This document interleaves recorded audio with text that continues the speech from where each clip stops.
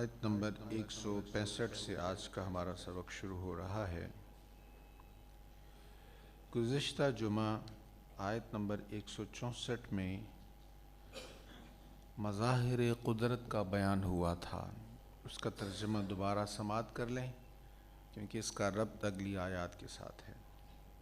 بے شک آسمانوں اور زمینوں کے پیدا کرنے، رات اور دن کے بدل کر آنے، اور ان کشتیوں میں جو لوگوں کے نفع کی چیزیں لیے ہوئے سمندر میں رواں دواں ہیں، اور اس پانی میں جو اللہ نے آسمان سے نازل کیا، پھر اس سے مردہ زمین کو زندہ کیا اور اس میں ہر قسم کے جانور پھیلا دیے، اور ہواؤں کے پھیرنے میں اور بادلوں میں جو آسمان اور زمین کے درمیان اللہ کے تابع ہیں، ضرور ان سب میں عقل والوں کے لیے اللہ کی معرفت کی نشانیاں ہیں۔ تو ان چیزوں کا ذکر فرمایا کہ اگر ان مظاہر قدرت میں انسان غور و فکر کرے تو اللہ تعالیٰ کو پہچاننے کی بہت ساری نشانیاں ان میں موجود ہیں، جن کا گزشتہ جمعہ ذکر ہو گیا۔ ان چیزوں کو ذکر فرمانے کے بعد پھر ارشاد فرمایا، اور بعض لوگ اللہ کے غیر کو اللہ کا شریک قرار دیتے ہیں اور ان سے اللہ جیسی محبت کرتے ہیں، اور جو لوگ ایمان لا چکے ہیں وہ سب سے زیادہ اللہ سے محبت کرنے والے ہیں۔ اور اگر یہ ظالم دنیا میں اس عذاب کو جان لیتے جس عذاب کو یہ قیامت کے دن دیکھیں گے، تو یہ دنیا میں ضرور اقرار کر لیتے کہ تمام قوت اللہ ہی کے لیے ہے، اور بے شک اللہ سخت عذاب دینے والا ہے۔ پہلے اللہ تعالیٰ نے اپنی توحید کے دلائل بیان فرمائے کہ رب کو پہچاننا ہے تو زمین و آسمان اور اس میں جو اللہ تعالیٰ نے چیزوں کو پیدا کیا ہے ان میں غور و فکر کرو، تم پہنچ جاؤ گے اس تک، صاحب نشان تک تم پہنچ جاؤ گے، تم پہچان لو گے واقعی اللہ واحد ہے اور خالق و مالک وہی ہے۔ پھر ارشاد فرمایا اس سب کے باوجود بہت سارے لوگ ایسے ہیں جو اللہ کے غیر کے ساتھ محبت کرتے ہیں، اللہ کے غیر کے ساتھ محبت، اور محبت بھی ایسی کرتے ہیں جیسی محبت اللہ سے کرنی چاہیے۔ اللہ کا غیر کون ہے؟ اللہ کا غیر تمام بت ہیں، تمام وہ نظریات ہیں جو مشرکین کے ہیں، اور تمام وہ خیالات بھی ہیں، وہ نظریات بھی ہیں جن سے اللہ تعالیٰ نے منع کیا ہے۔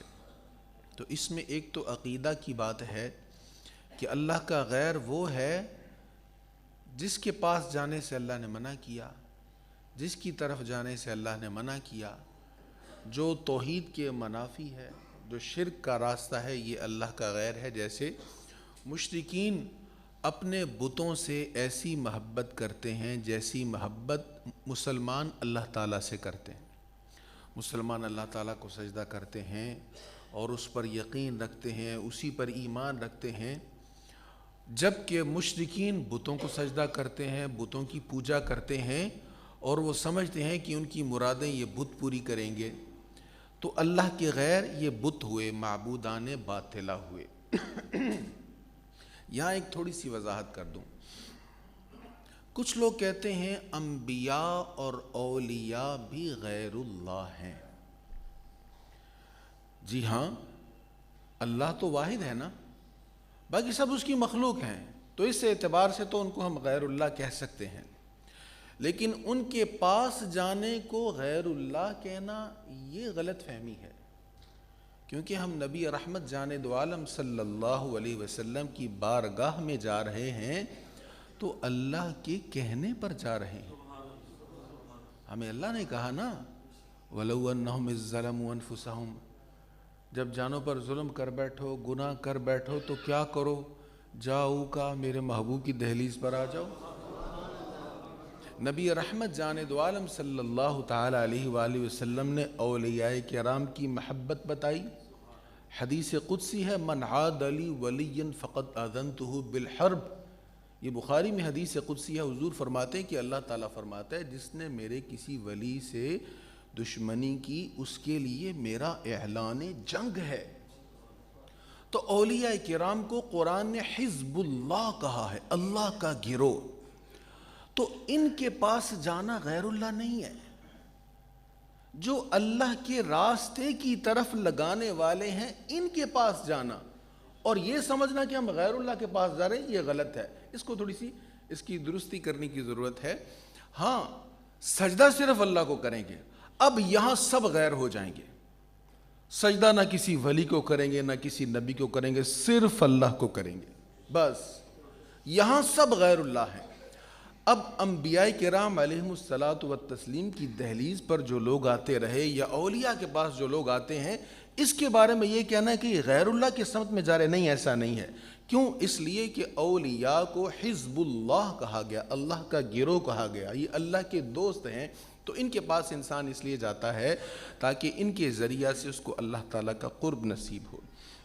تو یہاں یہ ذہن میں رہے کہ محبت ایسی محبت جیسی اللہ سے کی جائے، یعنی سجدہ اسی سے کریں گے، عبادت اسی کی کریں گے، یہ کسی اور کے لیے نہیں ہے. یہ تو عقیدہ کی بات ہوگی. عملی اعتبار سے بھی ایک یہاں پر چیز بیان کی ہے مفسرین نے کہ دیکھیں، ہم صبح سے لے کر شام تک کسی نہ کسی چیز کی لگن اور اس کی خواہش میں اپنے وقت کو صرف کرتے ہیں، محنت کرتے ہیں، بھاگتے ہیں. ظاہر ہے کچھ نہ کچھ پلانز ہوں گے ہمارے. آج جمعے کے بعد ہم نے یہ کرنا ہے، فلاں فلاں جگہ جانا ہے. کل کا بھی کچھ پلان ہوگا. آئندہ آنے والے دنوں میں کچھ ہماری پلاننگ ہوتی ہے، ہفتوں کے اعتبار سے، کچھ مہینوں کے اعتبار سے، کچھ سالوں کے اعتبار سے. اور کچھ چیزیں ایسی ہوتی ہیں جن کے پیچھے انسان زندگی بھر بھاگتا رہتا ہے. ظاہر ہے جس کے پیچھے انسان لگا اس کی کچھ نہ کچھ محبت تو ہے نا دل میں. ہماری خواہشات کی محبت. ہم میں سے ہر کوئی چاہتا کہ باعزت زندگی گزارے، اپنی عزت کی محبت. ہم میں سے ہر کوئی چاہتا ہے کہ وہ با اختیار ہو، اپنے اختیار کی محبت، اپنے پروٹوکول کی محبت. بہت ساری چیزیں ہیں جن کی محبتوں میں ہم جکڑے ہوئے ہیں. فرمایا یہ تمام چیزیں اللہ کی محبت پر غالب نہیں ہونی چاہیے. تم بہت اچھی آسائشیں چاہتے ہو لیکن ان آسائشوں کی محبت اللہ کی محبت پر غالب نہیں ہونی چاہیے. کیا مطلب؟ آسائشیں حاصل کرو اسی طریقے سے حاصل کرو جس طریقے سے حاصل کرنے کی اللہ نے اجازت دی ہے. اگر اس کی نافرمانی کر کے ان کو حاصل کرو گے، ان کے پیچھے بھاگو گے، تو یہ اس آیت کے ضمن کے تحت یہ زیادتی ہو جائے گی خود کے ساتھ کہ اس چیز سے ایسی محبت کی جیسے اللہ سے محبت کرنی تھی. اس کے ضمن میں بہت ساری چیزیں مفسرین نے بیان کی ہیں. وطن کے ساتھ کس کو محبت نہیں ہوتی؟ دھرتی کو ماں کہا جاتا ہے، اور بالکل وطن کے ساتھ محبت ہونی بھی چاہیے. سرحدوں کی حفاظت، مسلمانوں کی سرحدوں کے محافظ اور وہاں جاگنے والوں کی بڑی تعریف میرے آقا کریم علیہ السلام نے بیان فرمائی. وطن کی خاطر سب کچھ قربان کرنے کا جذبہ اسلام نے دیا ہے. لیکن یاد رہے وطن کی محبت بھی اللہ کی محبت پر غالب نہیں ہونی چاہیے. وطن سے بھی ایسی محبت کرنی جائز نہیں ہے جیسی اللہ سے محبت کی جاتی ہے. آپ کو شاید یاد ہوگا اقبال نے اس پر لکھا ہے. اس نے کہا ہے کہ نئی تہذیب نے نئے نئے بت تراش دیے ہیں، ان تازہ خداؤں میں بڑا سب سے وطن ہے. اس نے کہا یہ کفار کا فلسفہ ہے کہ ہمیں زمین سے پیار ہے، بس یہ مٹی ہماری ہے، ہمیں اس سے پیار ہے. یہیں سے تو دو قومی نظریہ نکلا ہے.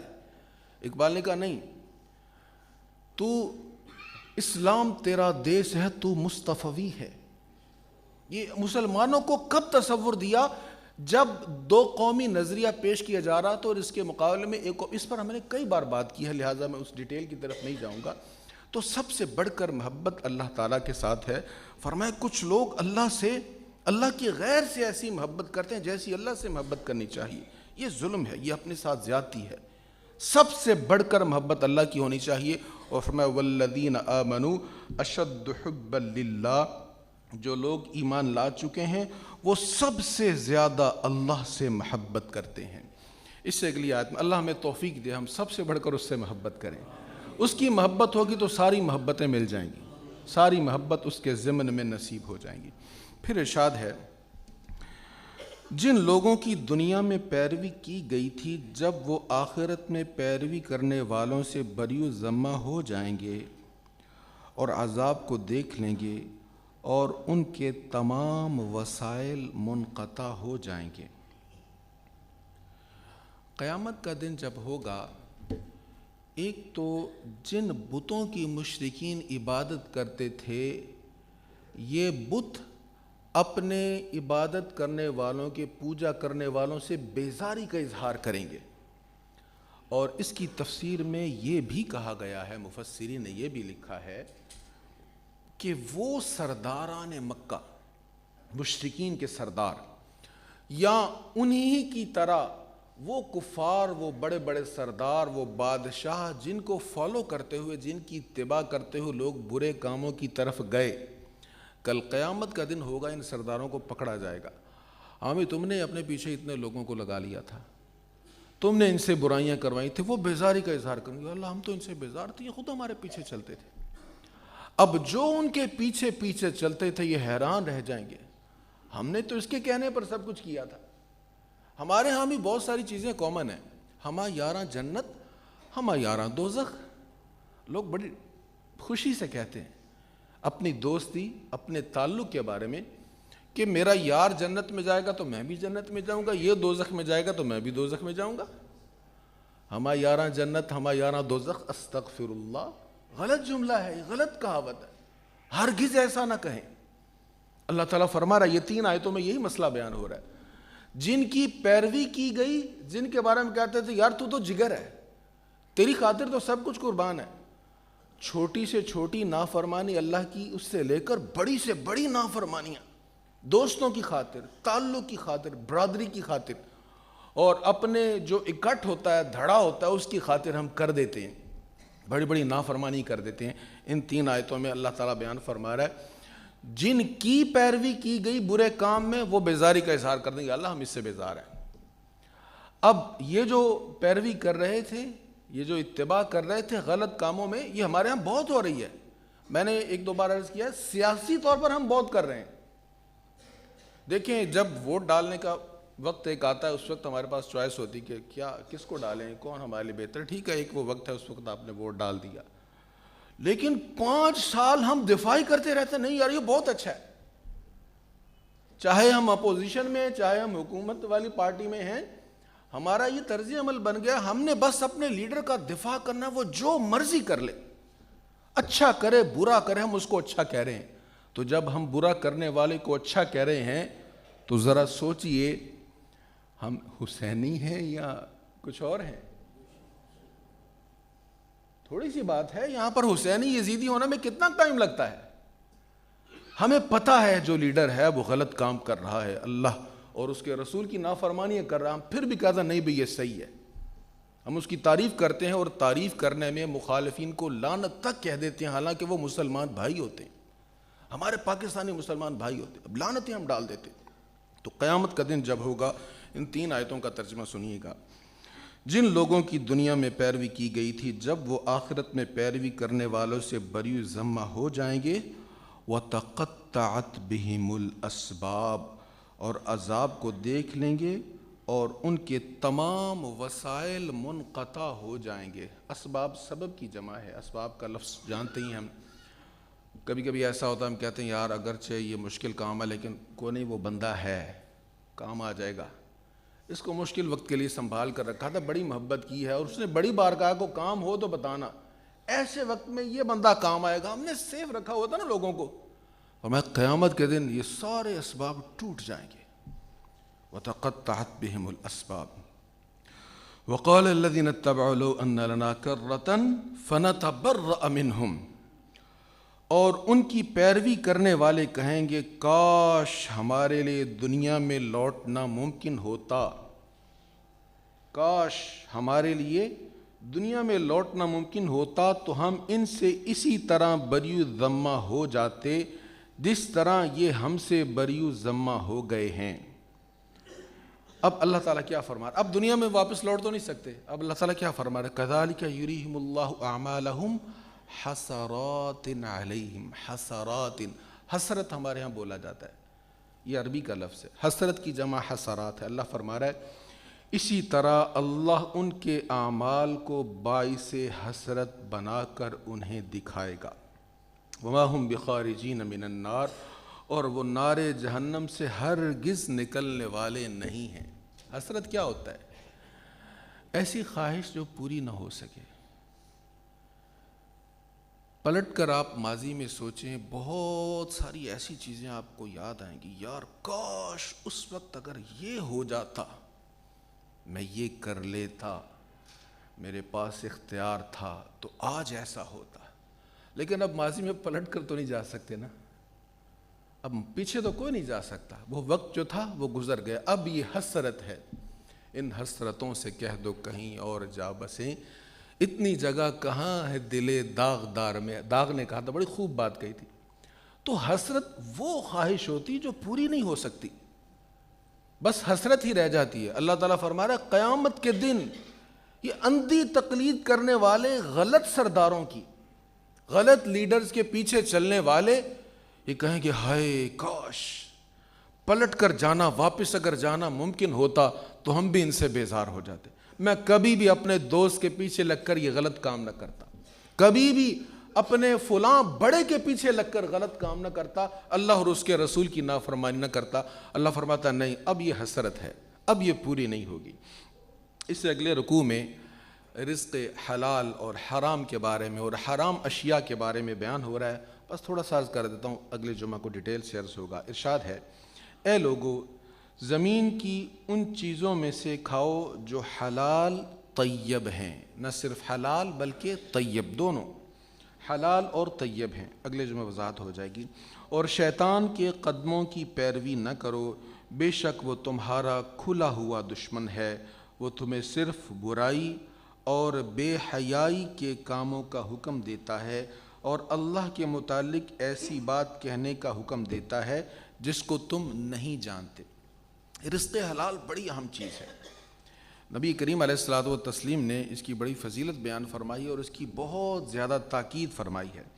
ایک حدیث مبارکہ سماعت فرمائے، سیدنا ابو ہریرہ رضی اللہ تعالیٰ عنہ کا بیان ہے، یہ صحیح مسلم کی حدیث ہے۔ آپ کہتے ہیں کہ رسول اللہ صلی اللہ علیہ وسلم نے فرمایا، اللہ تعالیٰ پاک ہے اور وہ پاک چیز کے سوا اور کسی چیز کو قبول نہیں کرتا۔ وہ خود بھی پاک ہے اور پاک ہی قبول فرماتا ہے۔ اور اللہ تعالیٰ نے مسلمانوں کو وہی حکم دیا جو رسولوں کو دیا تھا۔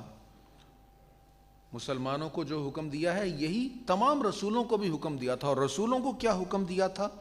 حضور فرماتے ہیں رسولوں کو مسلمانوں کو جو حکم دیا وہ حکم یہ ہے، اے مسلمانوں ہماری دی ہوئی چیزوں سے پاک چیزیں کھاؤ۔ اب حضور کی حدیث میں اسی آیت کا ذکر ہے جو میں نے ابھی جس کا ترجمہ میں نے سنایا۔ تو فرمایا رسولوں کو بھی حلال کھانے کا حکم دیا، طیب پاکیزہ کھانے کا حکم دیا، اور اپنے بندوں کو بھی اللہ تعالیٰ نے مسلمانوں کو بھی یہی حکم دیا۔